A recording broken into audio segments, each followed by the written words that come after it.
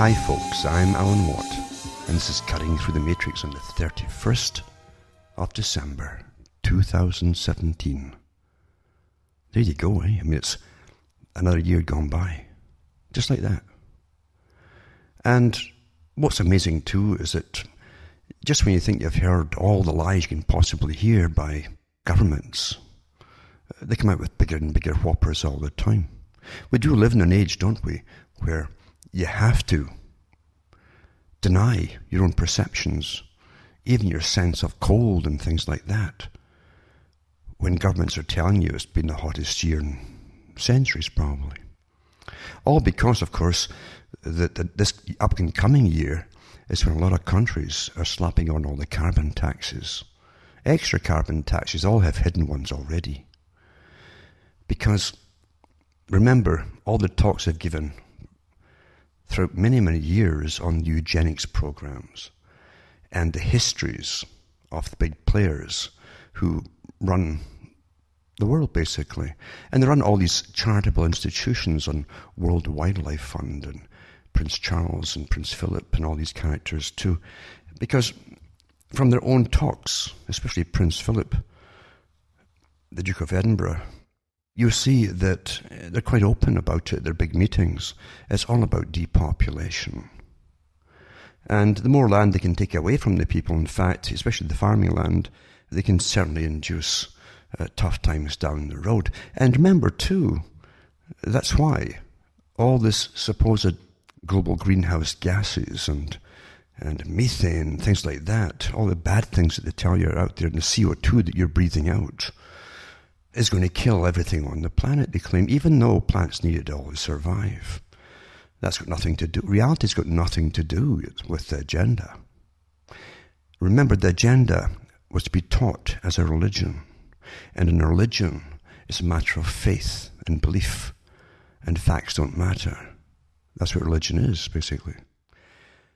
And that's what Gorbachev said years ago, and I read from his own book a long time ago, when he said, when he was still, remember, head of the Soviet communist system, he said, I am an atheist, he said, but we must bring about a world type of socialism.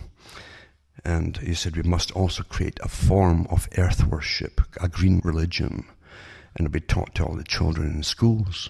Well, a lot of children have been taught that for years and years now. They're young adults, and they believe in it all. You can always prepare the mind for whatever indoctrination comes afterwards. Jacques Ellul said the same thing. Without that initial indoctrination at a very early age, when you first go to school, the subsequent indoctrination won't take. Everything is worked scientifically, but as I say, reality has got nothing to do with it. You watch them spraying the skies for years in Canada, here in Ontario, where I am. It's been obvious from the first day of the massive onslaught in 1998 onwards, pretty well daily. And NASA, of course, has been coming out with their global dimming figures every year now. There's less and less light coming through because of other particulates in the air, which they're spraying upon us. And then we have severe winters, which they can then blame on us too, because we're responsible. Anthropogenic global warming is also the problem for global cooling. In other words, they can't win here. They win all the time, but you can't. And so you must believe it's all your fault. And you must start to, just like Orwell, when Winston's being tortured in 1984. He's really trying to please, eventually, Brian, his torturer, who's saying, how many fingers am I holding up? And eventually, when his teeth are falling out and his hair's all fallen out and he's a terrible mess and he's tortured almost to death, Winston says, I'm trying to see how many you want me to see. I'm trying, he says. And then gets shocked again by O'Brien, electric shocks. He says, it's not good enough. It's not good enough that you say what I want you to say. He says, you've got to believe it. So we're living in an age where you have to believe nonsense. Insane, mandated nonsense. Because you are living with the techniques that were perfected under the communist socialist system, which also brought forth, by the way, psychology and psychiatry and behaviourism. That was all part of it. Even the early proponents and founders of behaviourism said that the ultimate goal of it was for human control over humans, behaviourism. And Freud said similar things too. These people were actually revolutionaries and part of a world revolutionary movement, for those who didn't know it. And the big boys at the top, for those who think that somehow communists were all peasant people and pitchforks and very uncouth type, illiterate type of characters, nothing's further from the truth, because those that led communism were trained in the best universities in the world. Still are, by the way. And they're multi-millionaires and billionaires, some of them. And you're in the next step of the post-old Soviet system. It's a world type of system where it's more advanced than the next step, where the top owners of all the producers, basically, of all the things that you consume, now have the right to work in governance. They're unelected, but have formed all their committees and so on to rule over the whole planet and to decide the fate of everybody and everything on the planet. That's where we are today. And when you go back into, as I say, the big foundations and the Royal Institute for International Affairs, CFR, and all the hosts and the IMF and the World Bank and all the rest of it, yada, yada, yada, it's all one system working together, all branching off out of the one egg, basically. Working awfully well. And they can't just ask for volunteers, I've said many times before, to kill themselves. It's not because you're destroying the world, it's because they don't want you all around anymore. They really don't want you around anymore. The biggest snobs you'll ever meet on the planet are the world international socialists, the ones who rule it all. They're incredible snobs. And the class consciousness is just incredible with them. And from the earliest days of even the Fabian Society and the George Bernard Shaws and so on, and H.G. Wells, who worked for it too, they were quite blatant about the fact that the working people, so much of their problem was simply there's just too many of them. That's never changed. The only reason they didn't have the massive, fast, Bolshevik revolution type system in Britain, for instance, was, and parts of Europe too, other parts of Europe, was because basically of the system that had at least an idea of basic rights, at least the idea of it. And they also had a tradition of religion, which at least had taught them enough to be wary of that which they saw as evil. And they could fight against a system that tried to take them over. So it didn't take us over. They tried in Britain. There was almost a revolution. And you can see old photographs and books of Winston Churchill and his top hat and a few others being sent down with police with shotguns around, I think, the docks in London area, where these communists that had come in from outside the country had holed themselves up, and they were trying to start the revolution from there. Old stuff, but of course revolutionaries don't die and they don't give up either, because it's been an internal world revolution. And eugenics, according to Bernard Shaw, is a big, big part of it. Those who would not adapt and couldn't adapt into the new system of understanding mechanics and sciences and so on would have to die off like an obsolete tool of humanity. And he had Man and Superman, different things he wrote too, giving you all the clues about that as well. So for those who think that socialism really, and I understand it, people are taught, or they only think, under the cover, the guise of socialism, that it's for the working people. Nothing is further from the truth. Nothing. And for those who think that somehow too international socialism is the way to go, even if it destroys your own countries and nations and everything else, well, tough luck for you, because this is a plan for destruction in order for another group to dominate the whole planet. Always was. It always was that. Always.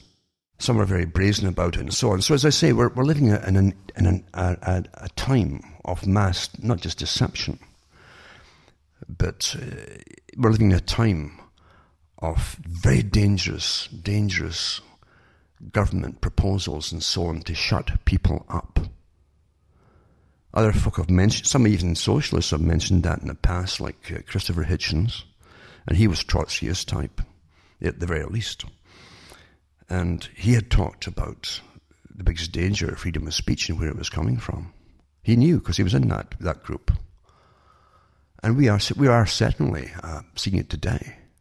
When very well-organized groups, they're all connected, by the way, and the followers never understand it, but followers never understand much at all anyway. And they're all the gung-ho armies, basically, that are whipped up to protest this or shout down this other person or whoever it happens to be because they don't like what they're saying. Just like Christopher Hitchens' brother, who's still alive, Peter Hitchens, has talked about being almost waylaid at universities by these student protests that know he's coming, and they don't want him to speak. That's not free speech. Of course it isn't. You're being shut up in so many different areas for your opinions, and they're using all the same techniques they use for other areas, and it's worked in other areas, so they're now using it on you. You're now a climate denier if you don't believe in the religion mantra that you're supposed to believe in, and along with the mantra, you're supposed to believe in a lot of other things too. And we've been through all that before, where you've been told by our governments, for goodness sake, that it's not a matter of humouring people anymore who think they're Napoleon or something else. You better pretend like Winston in George Orwell's 1984. You better pretend anymore. You better start believing it, or else. Because just saying it isn't going to be good enough. That's where you are with all this. Very dangerous times. And it's scheduled to get a lot worse, because you wouldn't believe how many psychiatrists and psychologists and behaviorists and neuroscientists are all working in all government departments and all the way up to the United Nations to change and alter and create a culture that believes everything they're told. And that's what your school system is there for too. Plus to create radical groups to further indoctrinate the next push of insanity. And that's what it is insanity. That's what it is. Of course it is. It's all insanity. But it's a great way to shut you up. It's to end free speech. And as always, liberalism is showing its true face, because it was never liberalism at all. It was always the party of intolerance. Always. Always. I think Khrushchev said the same thing when he came over to America for a visit. When he was asked about the Communist Party in America, he says, we don't, and he meant Canada too. He said, North America, we don't really call it communists over in that country. He says, we call them liberals. Same thing though, you see. So don't ever, I don't anyway, fall for this party nonsense. Utter tripe rubbish. Where a small group, on either side, they're often in bed with each other, especially with their investments and so on, then ruling over the masses, pretending to fight it out. They're all on board with the same agendas. Always have been. And they do what they're told by their masters. Their masters. The real masters don't run for politics. They don't have to. They put their front people in instead. But we've never seen a time of such deception. Now, I'm not some kind of naive guy who is just waking up to the fact that the world is not all Disney-esque and nicey-nicey. And bad folk are always found out and shouted down because they're bad, bad, bad. But we really are seeing it today as the culture of today has. See, we're at a stage now where all the old systems that kept us at least functioning and kept us civilized with each other have been tossed out the window by the same group that gave you the dialectical materialism, because the same materialist gave you the capitalism and everything else, all the isms, and they've tossed out the other thing, which is religion, the one antidote, doesn't matter what it was, but the antidote to the fact of their system, you see. with the pretended sciences, because I always use pretended science. They call Marxism a science. And who knows, maybe thousands and thousands, maybe millions of students in Russia and the Soviet system, the bloc countries, all had to sit their tests in universities, colleges and universities, and write stuff on this science. And just like today, when they were using the techniques in their great open society, if you complained about the system, then you were automatically labelled insane. No trial, you see. If you don't get into court, then there's no trial, then there's no reporters. It's beautiful, isn't it? All countries use that technique, by the way, and they label you insane. But that's what they did in the Soviet system, and if you couldn't be persuaded to come round and start praising the system and the system of governance that ruled it, then you were labelled as with inflexibility of opinion, which is basically a disorder, and you were put in an asylum and drugged. But don't think, as I say, that just happens in countries like the Soviet system we used to be in. You're dealing here with a system, and it's on steroids now because it's more perfected than ever before. And with the World Wide Web and the massive surveillance of every single person 24 hours a day, then you understand that it's a terrible, scary time to be in. Most folk adapt into it without even thinking about it. They think it's wonderful. These are the same people who will get the light dimmers with a clap of the hand. Or eventually, if they give you a chip in the brain so you can think about putting the light off and it'll just go off, they'll go and get it. I think it's just wonderful. And that's how you give away your freedoms bit by bit by bit through this nonsense called convenience. Until you're in a form, what they now call a form of socialism, where you won't have to make decisions for yourself. The state are making them for you. That's what Charles Galton Darwin said would happen. That's also what Brzezinski talked about too. But it's also it goes way back to the old Weishaupt idea of managing people who would join your organizations, give them a few carrots and mysteries, and in they come. And then you get them to confess all their little sins. You always give them a mentor. And then that's used as blackmail against them, should they ever cross you down the road. But with the proper indoctrination, they don't never cross you anyway. They'll happily do whatever you ask them to do. But the technique was to make them do things and build up a system thinking that the reasons for it that were given to them were the true reasons, but that was wrong. There'd be other reasons, and in fact, the outcome of all their work would be for a completely different idea and cause altogether. It was for total control of society by a few. That's never changed. And that technique was picked up massively by the communist system too. They understood it. That's why the communist system is, for one group, were fascinated and really studied the techniques of getting people to do your bidding without them actually understanding that they were being coerced in a sense, very carefully, to do so. Make them think it's all their own choices. Quite interesting, isn't it? And it's a different story altogether from what I was going to talk about tonight, but part of it, as I say, is the fact that we're being taught that whatever science tells you must be true. And I've said many times that there's nothing in this system of humanity that is not politicized. Science is anything but some sincere, honest truth, as it always pushes itself to be, actually. What a great con that is too, isn't it? We're really here to just get to the basic truth of things. No, they're not. They'll do whatever is done. People do. It doesn't matter what they work at, for money. And the more money they get promised, and positions and elevations in the professions and so on, the more they'll lie if they're told to lie. They all know. They're not being told, go out and lie about this, although some have done that with previous exposures, you know, by, I think it was East Anglia and so on, in their emails a few years ago, where they actually lied about the different statistics about global warming and all that stuff nonsense. Anyway, these people who before all this this con was picked on of global warming and so on, then they changed to climate change, and before that too was the coming ice age. They tried it all, and you can't lose when you try it all, right? Then the goal was always, for their masters that is, control of the planet, depopulation, and that's where they're going to go with all of this too.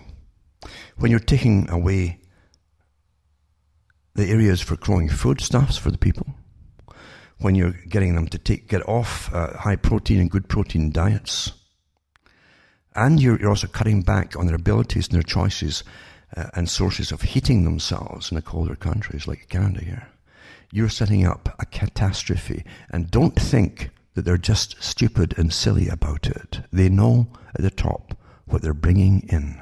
And out of all the crises, they have more control over you as a crisis hits. That's what it's all about too, step by step by step. Plus, the big boys at the top, just like the Weishaupt group too, love to enrich themselves as they make you give up more and more and more of your rights, freedoms, land, property, food, or whatever else it happens to be, or even your mind for that matter. Because if you have no mind at all, if it's all indoctrination, then you're a robot, you're not a human being anymore. When you can't think for yourself, when you can't say, my goodness, 40 below Fahrenheit and centigrade is rather chilly. You're being told by misreporting of the temperatures, which they actually do, and I've gone through, I think a couple of years ago, I still do it today though, I keep tabs on the daily forecasts, which they give in advance, by the way, and they don't change it even when 20 degrees separates it, a 20 degree plummet, they still pretend that it didn't happen. This is your mainstream and your official organizations, because they're all getting paid off. Do you really think people, you really do think, and most folk do, they really do think that no big profession or group could all be in on the big lie? Oh yes, they can. Oh yes, they can. As I say, look at the entire Soviet system, the bloc countries. It was a religion, and everybody had to prattle it, where it was right, wrong, or nonsense. It didn't make any difference. And they would recite all their little quotes and so on religiously. Or else. And they would pick on some poor sap who just had enough, or got bored, depressed, or whatever it was, and they would have him, going through a fake trial and shot at dawn sort of thing. That's what happens. Because the system we live in is full of cons. It's all conology. And conology has the best friend of all, the pretended sciences. You could do years of exposing all the documents and documentaries have been put out over the years of, say, even one area, say pharmacology. I've read them myself, some of them sometimes, on air, and they would have hired, again, experts and professors and so to give you all this write-ups about drugs which were lethal to people. They give them wonderful write-ups and take money for it, and they would come on TV with their faces hidden and talk about it quite blatantly because they're psychopaths. And they have no problem with lying about everything today. Everything's deception, from Bernays and his techniques of deception, and used people's own natural instincts against them. Again, that's all from Weishaupt all that time ago. Weishaupt was the first one to use the natural drives, sexual drives and everything against the people themselves. For those who didn't know it, the old Masonic lodges used to have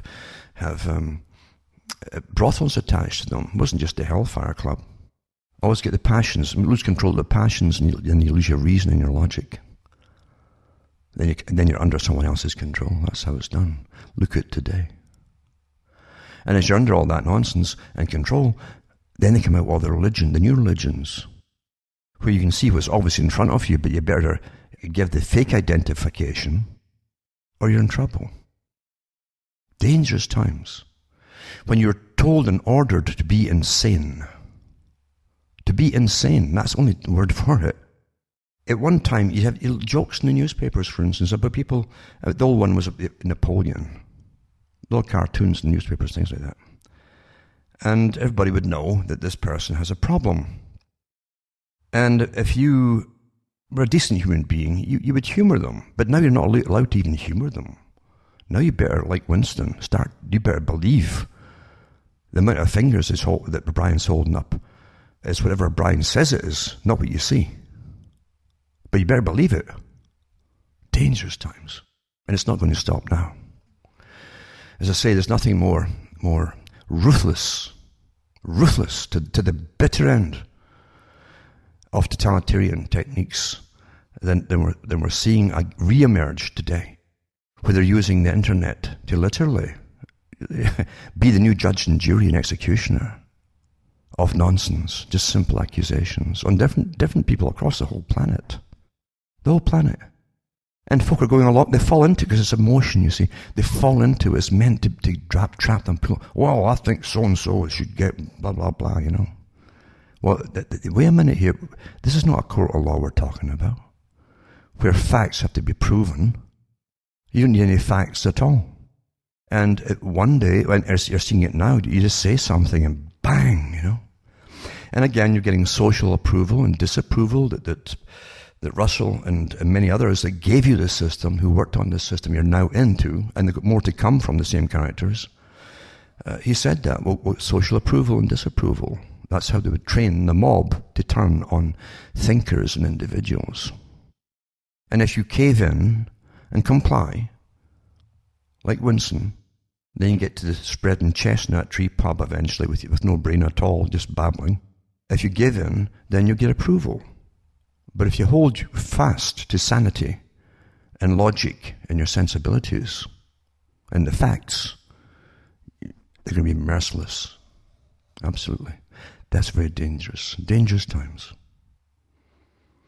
Thought up by bright people who are trained in control and how to gain control and to use natural instincts against the people. Fantastic, isn't it? And I've read articles too about all the different foundations and all the different charitable institutions, the big ones to do with animals and preservation and so on. Incredible articles have been written in the past about exposing them and the ones who rule them in the top, especially from Britain. We see the Duke of Edinburgh, the Queen's husband, Prince Philip. It's been so open about depopulating the peasant class, basically. And occasionally he's been chided for it, but nothing too serious, doesn't bother him. Why should he? He's untouchable. But don't forget that all these big institutions have as their head different members of the royal family, who most certainly have never represented the average peasant of Britain. But they're very vocal about what has to be done. Now remember too that the Club of Rome was given, the big think tank was given the task of finding out a way so that the big boys could get their way over the general public. Total control. You must have a serious scenario given, and they dreamed up global warming, famine, pestilence, drought, and the old plague type of stuff. That would do it. That would fit the bill, so that man would be the enemy, and that's what they're calling it, anthropogenic global warming. It was dreamed up by a think tank that published that very thing I've just said. So it's not speculation on my part. And this is where we're going with it all. Do you understand? This is the new religion. And under the guise of saving the world, they're going to go the whole way with deciding who lives, dies. They already are now. They're going with the older people and so on. They've quite openly discussed, well, why keep them alive, even though it's no big deal or massive expense. They keep them alive with minor illnesses. But now they want to get rid of them quite openly. They're coming out with it more and more openly. And you're going to see it escalate. You start with the children, you abort them. We've already had some, you should look into yourselves, and I know way more about it than I say, but they have some surgeons and abortionists even talking about aborting them up to even after they're born, up to the age of 3. In official journals, medical journals. Things like that. These characters are serious about it. And we better get through our heads. These people mean business. And they will use all techniques, and I think they're already using many of the techniques of depopulation right now. The Western world is going sterile, you know that too. Too many articles out there over many years I've read myself to deny them. A booming business now is fertility clinics. And it's no big deal, as I say. When it's no big deal, then the farmers at the top obviously know what's causing it, and it's intentional, because the farmers, the last thing they want, and they would get to the bottom of it if it was not a plan put out by themselves. They'd get to, the farmer always finds out what's wrong with their stock if he didn't plan it that way. That's how it is. And Charles Fort said that too. We're being farmed. And we are. We're farmed up for warfare purposes in past years, and now they don't need you anymore with their high-tech weaponry and so on. And that's how it goes. Anyway, sanity. Sanity is what is under attack from every possible direction right now. Until you're not supposed to eventually trust your own instincts, your judgments, your perceptions at all. In any area, you have to ask the experts first. What did the experts say about this, that, the other? And that is, again, what Bertrand Russell said they would do. He says, we're training the people that not to do anything by themselves, but they will instantly obey experts. And so, even on their fake weather channels that were brought out by the Rothschilds and so on, they owned the first ones. And I've got so much data on that. I could literally do just months of show on that by itself. And how the people who often worked at these places admitted their job was to intensify the horror of this little rainfalls and turn it into floods in people's minds and things like that, in order to get them to start being afraid of nature, afraid of the weather, and to actually believe all the nonsense that was going to get fed to them. Actually, so many have come out and said that worked for these companies. But again, we live in a time when facts don't matter. When blood and gore will soon be taxing you and living even higher on the hog than they already are. But global warming, and as I say, years ago, and I gave a talks in it too, when they complained there's going to be the coming ice age, then they changed it all because nature wasn't cooperating. And so they came out with, they paid off more scientists that really, people who were into the climate and forecasting, really they were dying a dime a dozen. There weren't that many of them because there was no work for them. Now they're like holy men, and they can stick their finger up in the air and give us all these predictions, dire predictions. If we don't obey them, the world is going to end. And you got to look at every weather program now with an umbrella. Oh, if you're going out today, get an umbrella. Are you really such a child who need that? Well, why are you being trained like a child your entire life long? It's for a purpose. Until you can't think without the advice of an expert. Now remember, reading at the time, this was 2008 on the air, that Prince Charles came out with this dire prediction. Now remember, I gave you a talk about it too. I said, this is a guy that back in the 80s, they said that Charles, he'll be the prince without a cause. No purpose. They didn't even know if he'd ever take the throne. So they gave him different functions, architecture, and then they hit upon, well, let's put him out there as an advocate for nature, just like he's like Philip, Prince Philip, the Duke of Edinburgh. Yeah, Prince Charles, this is 2008. 18 months, you got 18 months to stop climate change disaster, he says. That's when they're really pushing then to get all these different things signed into law. So we give up all rights and freedoms and all the rest of it, and start just dying off with starvation and, get good clean energy that wouldn't keep you warm in the winter, that would all make you die. And that's actually happening in some countries already, by the way. Well, it was meant to. Anyway, he says, 18 months unless urgent action is taken to save the rainforest, he says. He should come up here. When it rains up here in the forest, does it ever rain?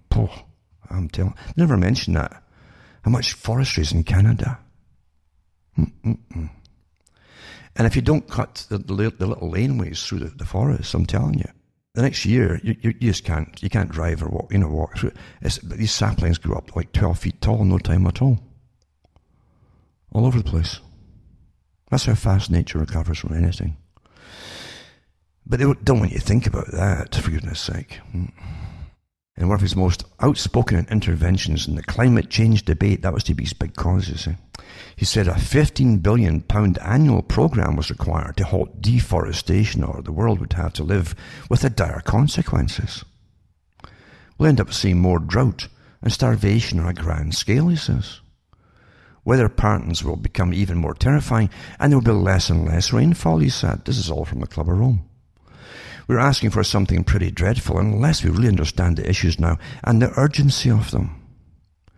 The rainforests, which provide the air conditioning system of the entire planet, releasing water vapor and absorbing carbon, were being lost to poor farmers desperate to make a living.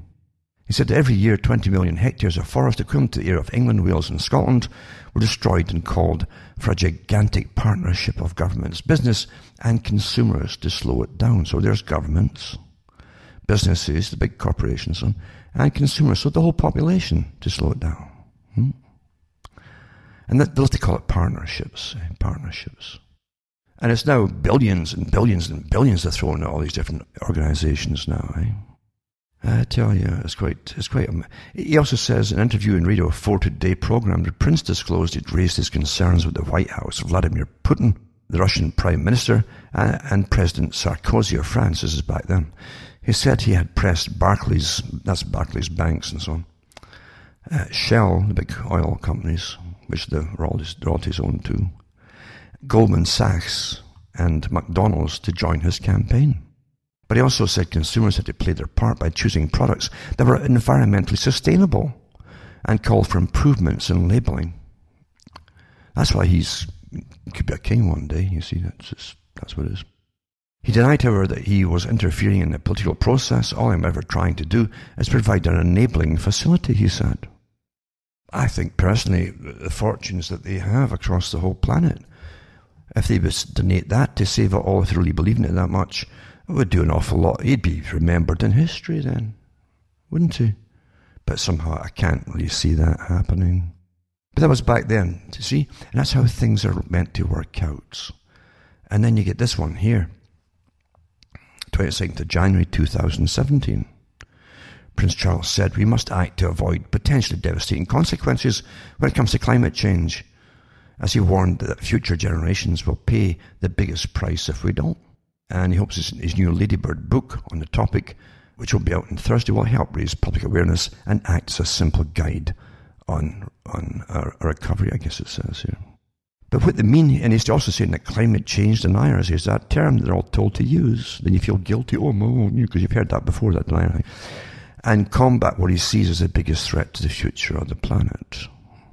Well, there you go. I'm sure his book was ghostwritten. Yeah. Prince Charles didn't do well at school. I think he went to Gordonstoun, and then, of course, he went to, he had to move eventually, because he couldn't take it there. It was pretty rough. And then he went to Dollar Academy, I think it was. But he didn't blossom at all in the schooling department. And I kept trying to find things to give him a purpose. And so they had him play the trumpet at one point and play something else, but then it would fade out after getting the greatest lessons from the so-and-so and so-and-so. But they give him a cause eventually, a purpose for being. And I really don't blame them in that sense. I mean, they're born into a family. They're no say in getting born into it. What do they know, Then they can be used as well by other parties. I'll put 3 different articles up on Prince Charles's big predictions, because he's told to, he's supposed to. That's what they always do, is use personalities and public figures to terrify the public, give them scary scenarios, as they said themselves, from the different climate change groups that are awfully well funded. Give them scary scenarios.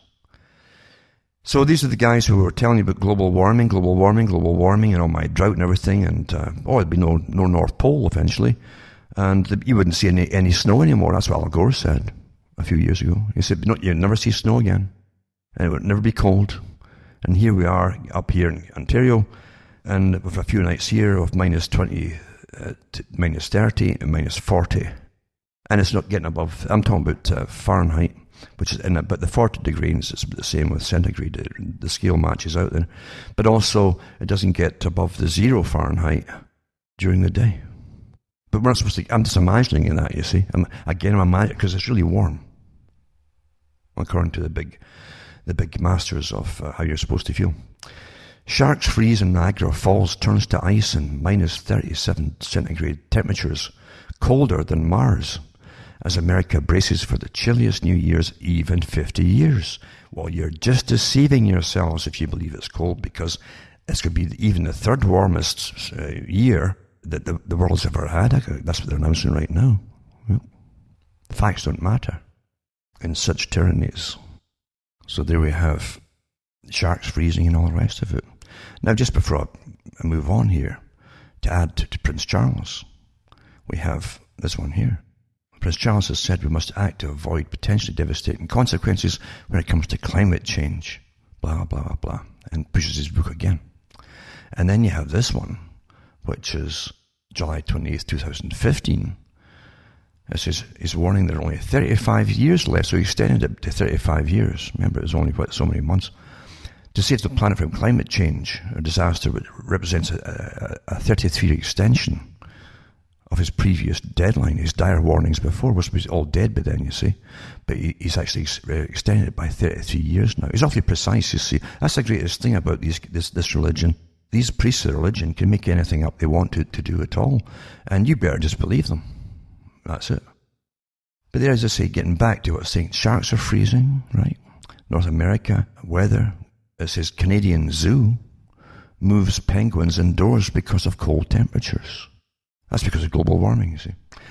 As an extreme cold warming was in effect for the country, temperatures hit a frosty minus 25 centigrade this week. It was much, much colder here. This was actually done in Calgary Zoo. But on cold days like this, we have to make that choice for them because it's so cold. But on other days, we do give them the option of coming in and out as they please. So that's nice of them. So there you go. That's how it's done. That's how it's done. Another thing, too, with Prince Charles and all the rest, and Al Gore and all the rest of these characters, and all these big scientists have got masses of money tied up with all the policies if it all goes through. Even the ones to do with the geoengineering, and I've given you those articles too over the years, and this last year, in fact, too, and given you some of the names of the top ones as they lobby, the scientists themselves lobby to get them all these laws passed, and they've got massive shares in the companies for geoengineering. But he's Prince Charles. He lobbied on climate policy after he got shares purchases put through himself. He did documentaries on this at the time, I can remember it. And he campaigned to alter climate change agreements without disclosing his private estate had an offshore financial interest in what he was promoting, the BBC Panorama programme has found.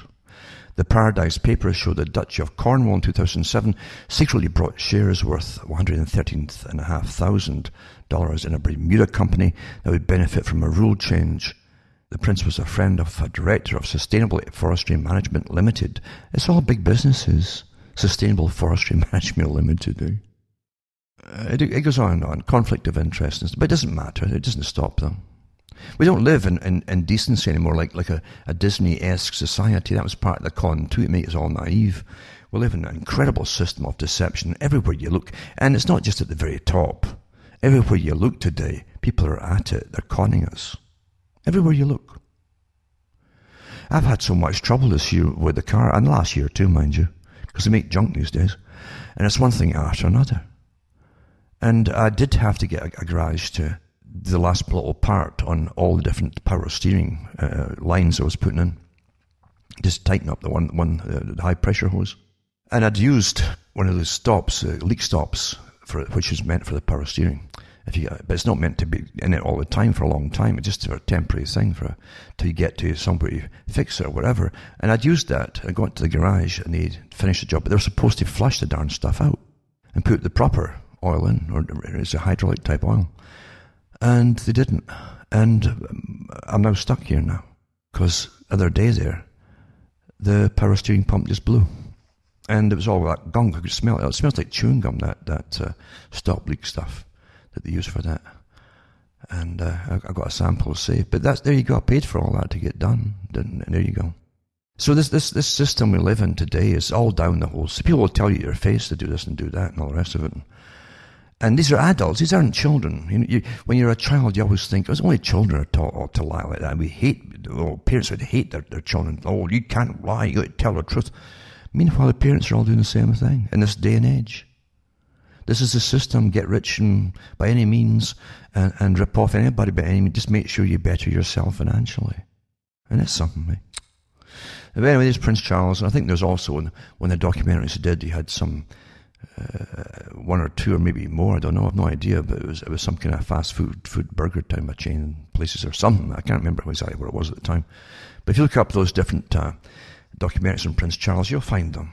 And all these folk that are telling you how to live and give up your rights and freedoms and don't heat yourself and don't eat meat and all that are making fortunes off it, just like Al Gore, the climate exchange for all the taxes. And they're all child private bank in Switzerland where all the carbon credits have to go through. Slavery is alive and well. Here's another one. 24 days to Al Gore's 10 years to save the planet and point of no return. So he was in it too, naturally. And that's from 2016. They're all at it. But they're good. There's good exposés. If you really want to understand what's happening, it's not hard to find it. But again, there's a lot of folk want to believe it. They really want. A lot of people want to be accepted by the authority. It's an interesting phenomena. It's authority. And since they know authority is all with the power behind it and law and all the rest of it, and they're pretty ruthless, people they actually suck up to that. It's quite amazing. And 9 years ago, Al Gore predicted the North Pole would be completely ice-free by today. Isn't that nice? And that the polar cap would have melted in 5 years. That's 9 years ago. And it's 1/3 thicker, by the way. It's the latest statistics from I think it's NOAA. And on and on they go. And of course he's got his own carbon exchange for your taxes to go through, blah, blah, blah, blah, blah. Isn't it wonderful? And then Silicon Valley, Frankenmeat to save the world from global warming. Right? Everybody's in it to make money, but they want all the power just to have monopolies over what you're going to eat. Meatless meat and so on. And sure, it's a choice if you want to do it, but don't forget the ones behind it aren't going to eat. The ones who own these companies, they're going to eat their own stuff. Don't forget the Monsanto workers don't eat the stuff that they make sure that you eat.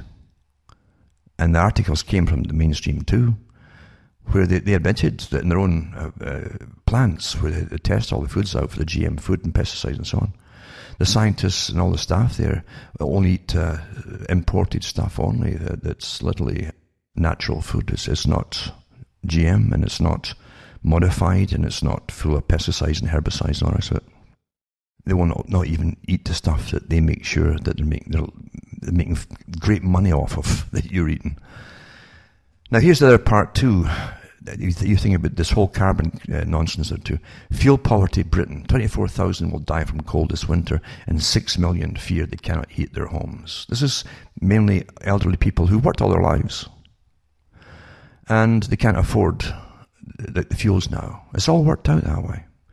I'm going to put this one up too. There's a few of them from previous years I'm putting up. And you'll see how they're trying to rationalize it here too, right? Because you see, the elderly folk, again, once you're retired, like the United Nations says, a good global citizen is a producer and consumer. If you're retired, you're nothing but a consumer. You're a bad person. Your life worth is then demoted quite a bit, and that's exactly what they're doing now. So excess winter deaths, another one too. Why this indicator was originally chosen from the government and so on, that tell you how they work it out. UK fuel poverty, they call it. Green energy policies are partly to blame. A very good article. And it tells you that they're taking away different forms of giving cheaper energy for heating, but by taking them away from the people and giving you the high cost of the new so-called green energies, which has been limited too. They don't have enough of it. And make them awfully expensive and the folk are dying. This is all worked out in advance, folks. This is eugenics in action, for those who don't quite get it. Just to show you too that the global warming nonsense is still nonsense. Don't go chasing waterfalls. Niagara Falls freezes as wind chill drops as low as minus 89 degrees. And 220 million people prepare for a very chilly New Year's Eve. And you can see the pictures up too in the newspapers there. Put the links up for you to see. Ontario's carbon pricing future uncertain between cap and trade and carbon tax. So different ways of screwing you for more taxes for just existing. Because that's what it is, folks. That's what it is for existing. Across the whole planet, this is to be remembered. This is total control. Big push for total world governance, as they call it, because the ones who really run the planet are not elected, and you know that. And then the ones that you elect are certainly placed in front of you by the folk who do own the planet. So Ontario's carbon pricing, future uncertain between cap and trade and carbon tax. Quite interesting, really.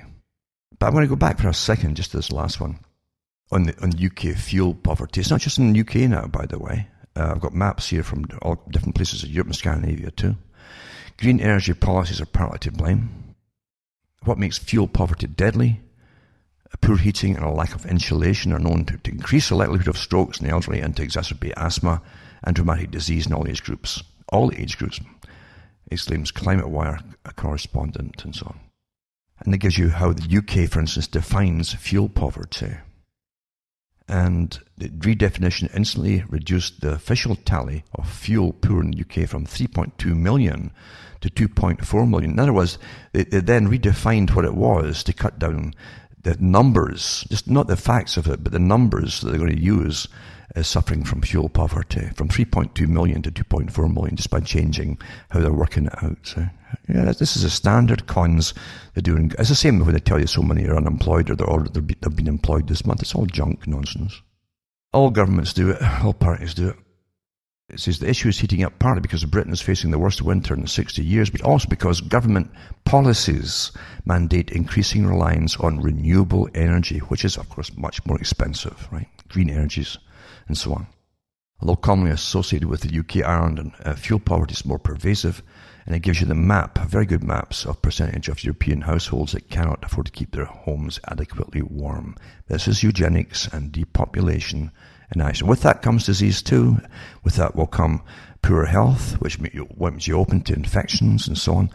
And that's what people used to die of all the time in the 19th century and so on, into the 20th century, early 20th century.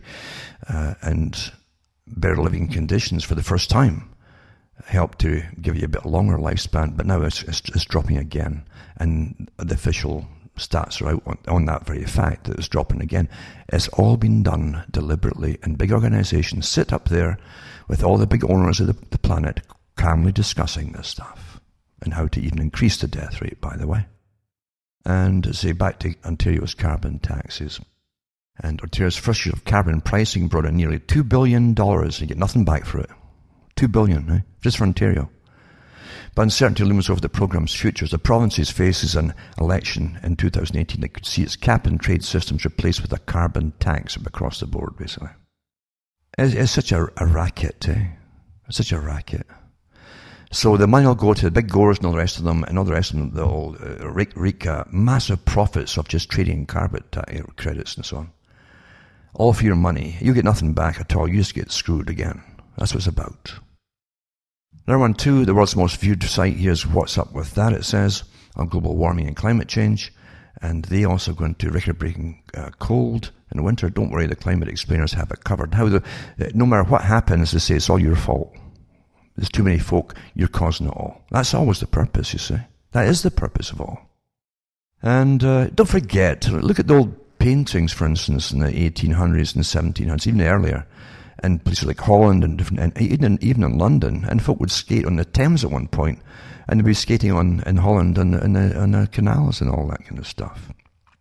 It goes up and down all the time. That's what happens. Evaluating the environment impacts of dietary recommendations. Awfully good article here, by the way. Institute of Environmental Sciences. University of Eindhoven, it says, in the Netherlands. They're a big one for depopulation. And what it is if they start feeding the poor folk, right? If you start eating properly, it'll accelerate global warming.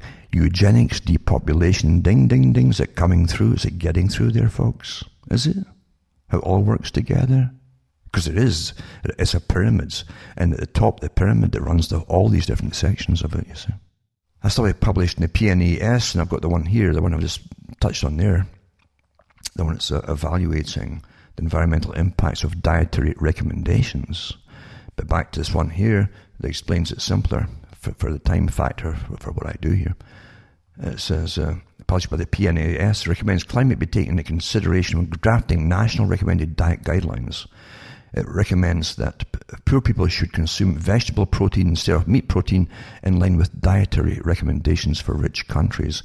Otherwise, you see, they'll get more CO2 and there'll be more methane from all the animals they're raising to eat and so on. So give poor folk poor diets, is telling you here. Now, you can be a good vegetarian if you really have access to all the stuff you really, really need.